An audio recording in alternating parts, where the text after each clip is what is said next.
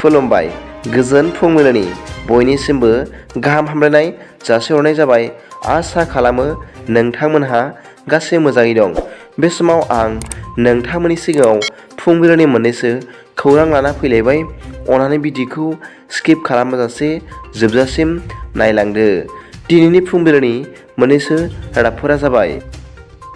गिबि रादाबाव दं मैया आसामनि काछार जिल्लायाव हा दामोलनि गिसिखानायजों फबसिन जानानै सासे सुबुङा जायगायावनो जिउ गोमादों आरो सासे सुबुङा हा सिङावनो फबसिन जानानै दं होनना मिथिनो मोननाय जादों।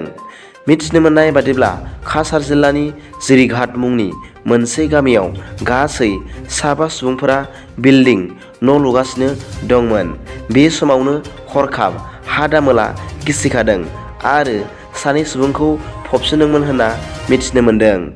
7नि गेजेराव सासेया जायगायावनो जिउ गोमादों आरो गुबुन सासेया हा सिङावनो फबसिन जादों होनना मिथिनो मोनदों। गुबुन 3 सुबुंफोरखौ जायगानि सुबुंफ्रा खुनुरुखुम जिउ रैखा खालामनो हादों होनना मिथिनो मोननाय जादों। नैथि रादाबाव दं मैया जापानाव बरफनि दामोलजों खोबसिन जानानै 17 सुबुङा जिउ गोमाजानो गोनां जादों होनना मिथिनो मोनदों आरो 90 बारा सुबुंफ्रा जखम जानांदों होनना मिथिनो मोनदों। बेजों लोगोसे गोबां नखरफोरावनो मोब्लिबनि जेंना नुजाथिदों होनना मिथिनो मोननाय जादों। थामथि रादाबाव दं मैया आसामनि बागबरनि MLA चेयारमेन आलिया पुलिसजों खाजादों होनना मिथिनो मोननाय जादों।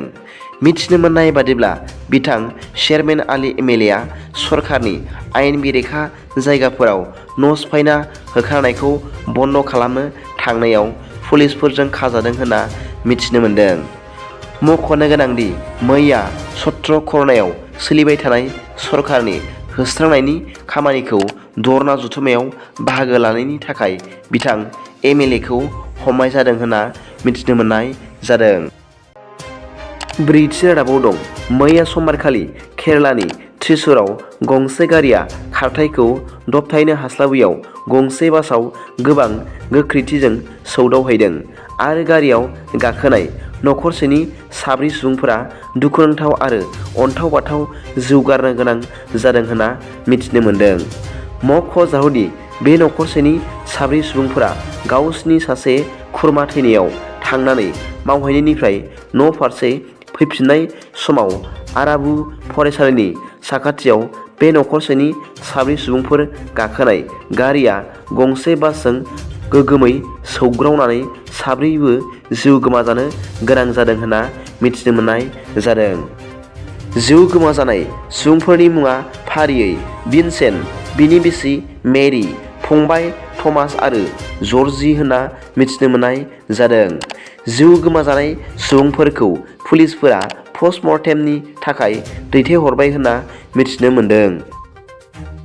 बाथि रादाबाव दं मैया दिकेजुलियाव सासे 35 बोसोर बैसोनि NRLM मावफारिखौ एसिड सारना गाग्लोबनाय जाथायनि सायाव गुबै दायनिगिरिखौ गोख्रों साजा होनांगौनि दाबिजों मैया दिकेजुलि थाना घेराव खालामना खुद्रिसारनाय दिन्थिफुंदों ओनसोलनि थागिबि रायजो राजाफोरा। बेनिनो दसे थाना पुलिसनि संदाननायाव जाथायनि गुबै दायनिगिरि बनसु करखौ पुलिसा हमनो हायो।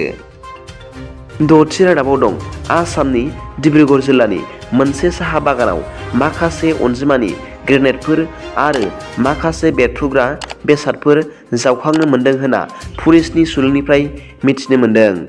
मख'जाथावदि बे माखासे हाथियारफ्रा जाबाय 2 चाइनिज ग्रेनेड, AK सेरिस राइफलनि 2 मेगजिन, 12 था गोथां गुलि आरो गंसे पिस्तलनि नली बोखांनो हादों होनना SP सुइटेन मिश्राया फोरमायदों होनना मिथिनो मोनदों। बे हाथियारफोरा बबे हान्जानि जाथावथाव बेखौ संदानगासिनो दं नाथाय रावखौबो हमनो मोनथ'वाखै होनना SP सुइटेन मिश्राया फोरमायदों होनना मिथिनो मोननाय जादों। दिनैनि फुंबिलिनि मोननैसो रादाबफोरा दा बेखिनिल'मोन। भिडिअखौ मोजां मोनदोंब्ला अन्नानै लाइक आरो साबस्क्राइब खालामनो दाबाव आरो बेल आइकनावबो थुनानै ला जाहाथे आं गोदान निउस आपडेट लानानै फैयोब्ला नोंथांनियाव सिगांग्रो नटिफिकेसन सौहैयो। दा बेलासिनि रादाबाव नोंथांमोनखौ आंनि चेनेलाव गोसो गोथारै बरायहरनाय जाबाय। गोजोन्थों। एसेनोसै। जै बर' हारिनि जै।